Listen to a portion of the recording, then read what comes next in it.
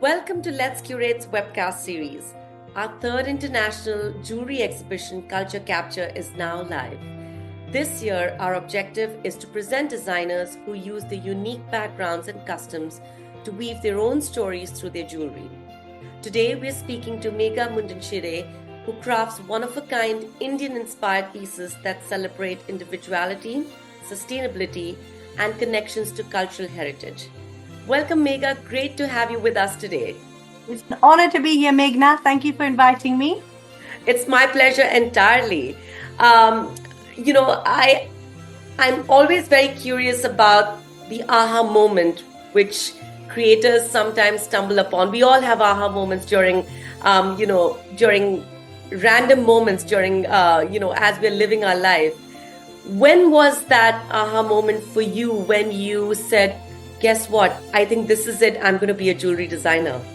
Gosh, that was for me quite a way back before I started, to be honest.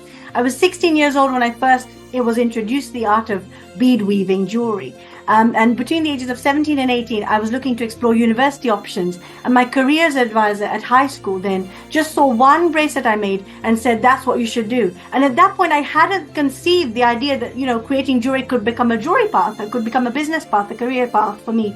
So I didn't do that. Even though she did say this is what you should do, I went down the traditional route because coming from a South Asian background, I was the eldest in my family. I had a traditional Gujarati father. So with all of that, of course, setting an example for my siblings, I did speak about it with my mother briefly, but she encouraged me to go for my secondary career. So I became a speech and language therapist, which I think out there in America, they call a speech pathologist. I did that for a bit, but all throughout my working career, there was something not quite right. There was always something wrong. And I picked fault with the job or the team or the environment, finally realizing it wasn't any of that at all. I'm just not in the right profession, basically. So the aha moment came quite early on, but I didn't start actively turning this into a reality until 2021, which was when my younger sister asked me to make her a bridal heartful, an Indian hand bracelet. And then at that time, I had a 3-year-old and a 1-year-old. I thought, gosh, how can I do this? But I produced a whole bridal set 2 months ahead of schedule. I said, well, no more excuses. Basically, I need to be doing this now. So it all began then. That's incredible. And like they say, better late than never. Yes. I think finding your passion at whatever stage in your life is just it's pure joy. Absolutely. And, it's the fact that you kind of kickstarted with your sister's wedding makes it all the more special because absolutely she was your first client, and it's such a special moment because it was within the family, and it kind of, I think, maybe internally gave you the push to just say, this is it, I'm gonna do this for the rest of my life. So that's such an incredible starting path for you. Absolutely. I mean, the fact it did come from my sister, because up until then, I was making jewelry around my family members, but no one really showed any interest or embrace for what I was doing in any way. But then her asking me to make such an important piece for her, I began to become aware that it's quite, what I'm doing right now with my jewelry is clearly something that other people need to see as well. If people within my family themselves can now start to recognize the skills. So. Absolutely. So tell me something, was it because she was, the very first person who kind of formally asked you to create a collection? Did you kind of lean towards Indian designs? I know you incorporate a lot of Indian aesthetics within your designs. Was it because of her? And what aspects do you typically pick from, Indian design elements when you think of a jewelry collection? That's a fantastic question. I was always looking throughout my jewelry designing years. I've always been looking for my unique edge. And I think her asking me to create this piece for her, that's what brought that aha moment in terms of what is my unique edge that I bring. Because what I wanted to do for her was, she had a very Sabyasachi inspired lehenga. And I wanted to kind of mimic the embroidery work on that, the bead work, the metal work, the fabric textile work. I wanted to embody that in her jewelry. So it's the first time I put my 3 skills of crochet, wire wrapping and beadwork together and found my unique flavor. And Indian design has always seeped into a lot of my pieces, both in terms of color, the way I pair colors together, the use of shapes as well, and particularly the floral elements, because a lot of our Indian jewelry has a lot of play on botanical elements, flowers, leaves. So I think that's where I draw inspiration from Indian design, particularly from the fabrics and the way in which we weave together our cultural clothing with all the details and the mixed media elements they put into them. that, along with, as I say, the colors and the shapes and the floral elements too. Yeah, I think you've like encapsulated the entire Indian, I would say, design philosophy within that, because it's so rich in tones and textures and shapes. I don't think the word minimal goes well with anything No. in the jewelry, It's and I definitely love not that. minimal, no. I love that, and I love that you kind of bring that in, but you also kind of mute it down or amp it up based on how you're thinking of your designs. I do know one other thing about your designs, that you're very, very focused on sustainability. Tell us a little bit about that. Well, the sustainability angle, I wasn't raised in a particularly sustainable household in any way. It was once my daughter was born and she was approaching the age of 1. And I started to think more about the kind of world that she'd be living in as she grew older, the kind of world that if she has children, my grandchildren will be living in. And with that, I started myself a personal journey towards living more sustainably. And the more I did that, the more addicted I became to actually living sustainably. So that then just naturally seeped into my artwork as well. So when it comes to the materials I choose, I'm making my big efforts to actually find the most sustainable elements I can to actually incorporate within my designs. So the cotton, for example, is Egyptian cotton, which, as I've learned, is the least environmentally damaging type of cotton. It doesn't require as much water or chemicals as other types of cotton. I love stainless steel for its huge, infinite recycling potential. And I love the fact that we have stainless steel a lot in Indian culture anyway. So it's almost like bringing your kitchen into your jewelry.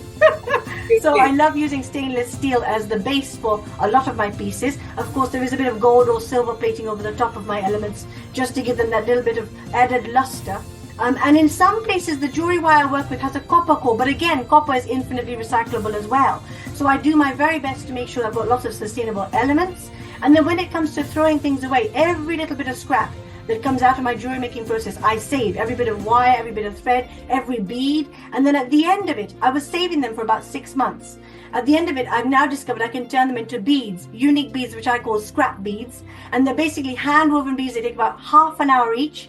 And I weave them then into pieces of art that you can then go on to buy, whether it's earrings or bracelets or larger pieces like necklaces. So I'm not throwing anything away. So this now means 95% of the waste my business generates, I can personally recycle and repurpose in this way. And the remaining 5% is largely cardboard. So I responsibly recycle that in local recycling sites. So there's a very big recycling ambition there, alongside the fact, I have to say, working with glass seed beads, I've discovered glass seed beads, because they come from sand, they're not the most environmentally conscious, because sand is a finite resource, but they can be infinitely recycled in terms of being reused. So within my business, I offer big incentives for people to bring me their beads for upcycling, and I will rework them into pieces and then give them a piece at an additional discount. So to give me the beads, you receive a discount, but then on top of that, go on to make a bespoke piece that's unique to you, you receive another discount, just to try and encourage people to save these beads. Don't throw them away, whether they're on bags or coats or wherever they are. Just salvage them. We can make a work of art out of them for you. That is incredible. And we're already moving to a world where this is a crucial issue. So for you to start thinking about this now and make it a part of your process, where after a while it's almost, it's just, you're not thinking too much about it. It's just part of your process. It's part of your ideation. It's all of those things, which is, I think you're already moving in the right direction. And it's such a beautiful element to incorporate the discount aspect, because this is what I was going for when I was, thinking about this platform, where it's you and the person that you're making it for. It's almost like you're both in a relationship and you're trying to make it work and you're trying to make it strong and beautiful. And these small, seemingly small, but very large initiatives would go a long way. So it's kudos to you for thinking about this at this moment of your career, and then kind of making it a part of almost your everyday philosophy for life and for your designs. And speaking of designs, I'm so thrilled and honored to have your pieces at our exhibition. It's the perfect fit for our theme for this year, which is culture capture. Can you tell our audience a little bit about them? Absolutely. So there are a couple of different pieces you've received from me. You have received some scrap bead earrings, because at the moment my scrap beads, I don't generate a lot of scrap. So what beads I do create, I tend to work into earrings just out of my own design choice. But of course, the flexibility is there if people want to work one-on-one. So you've got a few of my scrap bead earrings, the peach bronze pair, which are a bit of a play on jhumka. They're not the traditional style jhumka earring, but they've got all the movement going on that a jhumka style earring would have. And then you've got the tree of life, because as I was putting this piece together, I thought I can see a tree of life in there basically. So there's the tree of life scrap bead pair. You've got another 2 pairs of earrings. When it comes to the scrap bead pairs, just going back on that, I tend to just play with the elements, whatever scrap I have. So sometimes when I'm making a bracelet or a pair of earrings, I have extra bits of crochet, have extra elements I've created, I weave those into these. So the scrap designs are very much intuitive. I just put the pieces together, get inspired by the materials, and they just turn out how they do. But when it comes to the purple lilac earrings, I love the idea of playing with a big giant magenta flower and then kind of adding that leaf element in there, and the pearls, I just thought added a beautiful accent to them. So that's where the inspiration for that came from. Just imagining a big beautiful flower head and trying to capture that in an earring form. And then you've got my Andromeda pair or Phenomenon pair, which are a red and gold green pair.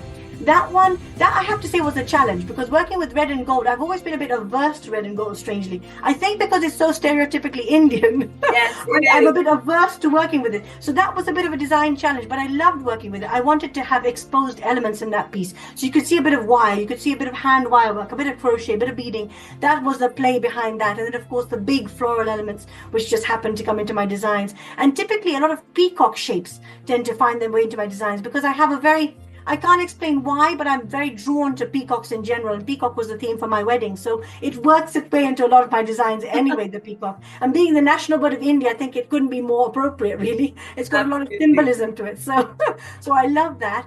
And then you've got some bigger pieces. The bigger pieces, you've got a tiara. And the tiara, the ocean-inspired tiara, the reason it's white and blue is I wanted to play on the something borrowed, something blue. So it's got some upcycled elements in there, which is the borrowed part. And then, of course, the blue, the something blue. So I thought this can be your blue and borrowed all in one. So drawing on Western culture and what they do in Western weddings, and trying to bring a bit of Indian flair to it, because we have so many couplings nowadays and a mixed marriage, cross-cultural relationship. So it can embrace that, and you can sort of embrace both parts of your culture in just the one piece. And finally, the Aishwarya bridal headpiece and full set, that was inspired by a childhood memory of a Navratri outfit.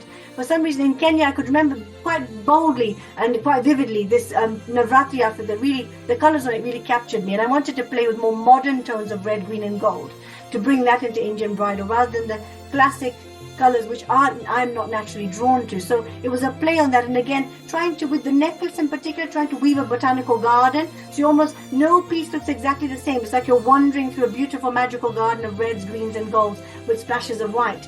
And then that was the key piece I started with, and the other pieces kind of just were offshoots of that. With a hand bracelet for that, I love the use of metallic leaves, which a lot of people compliment my work on actually, because the leaves are just such an unusual touch to add. But I love the little movement they create, and I carefully place them to make sure, because they can be sharp, these leaves as well, on the pointy edges.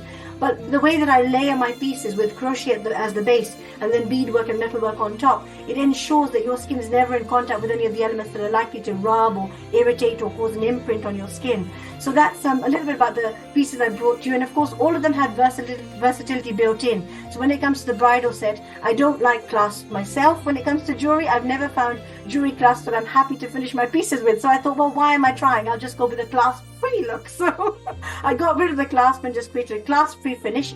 And the key element I wanted to bring to that necklace was you being able to wear pieces of your necklace again, because so many of our big bridal or wedding or occasion pieces of Indian jewelry cannot be worn again, or can only be worn a handful of times. I think it's such a shame. If we're moving towards being more sustainable, we should have an Indian jewelry wardrobe that is more flexible, that gives us endless styling options, but with just a few pieces that really resonate with us. So that's where that came from. So you can separate the centerpiece off and wear it again. And of course with the mathapati, the headpiece, same thing. It can be a headband, but I didn't tie off the headband because I thought you could easily, if I keep gold hoops at the end, you can with pins fasten it around a bun, work it through a plait, wear it as a headband. There's a lot of options you have there. And the hand bracelet, similarly, it comes apart. You have a separate bracelet, separate ring, and the middle part becomes an easier tikka for you to wear. So just trying to think of ways to make your pieces create new looks for you, so you don't look like you're looking the same at every event you're wearing them at, because for some people that's quite important. But at the same time, you've got all that flexibility to wear pieces that you really enjoy and that really resonate with you. the one thing that really struck me about your collection was, it's like a fluid walk. It's like you're walking through, like you said, a beautiful garden, and there are all these pieces that you can choose to fashion however you want, which I also think is incredibly important. As a consumer, it's lightweight, it's sustainable, it checks all the boxes, and it's still beautiful. You still feel, and the fact that you can refashion these pieces makes you feel new every time you wear them. Exactly. So these pieces really, there could be something you wear a certain way, and like you said, maybe the red stands out with that particular look, and then you wear the thing some other day or with some other look, and it's maybe the glass beads or the beautiful elaborate design that you've come up with that stands out. And I think that is so beautiful.